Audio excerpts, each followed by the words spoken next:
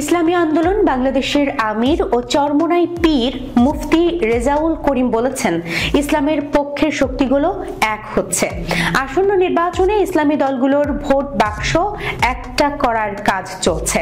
শুক্রবার 24 জানুয়ারি দুপুরে রাজধানীর ইঞ্জিনিয়ারিং ইনস্টিটিউশন মিলনায়তনে ইসলামী আন্দোলন ঢাকা মহানগর দক্ষিণ আয়োজিত নগর সম্মেলনে তিনি এসব কথা বলেন।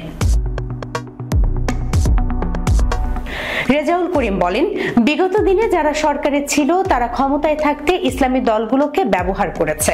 এবারে নির্বাচনে যেন সব ইসলামী দলগুলোর একটি মাত্র ভোট বাক্স হয়, এ ব্যাপারে কাজ চলছে।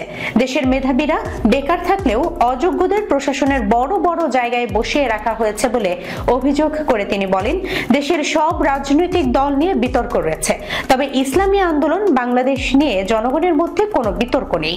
বাংলাদেশের বেশিরভাগ মানুষ ইসলামের শাসন দেখতে চায়, মন্তব্য করেছেন চরমোনাই পীর মুফতি সৈয়দ মোহাম্মদ রেজাউল করিম।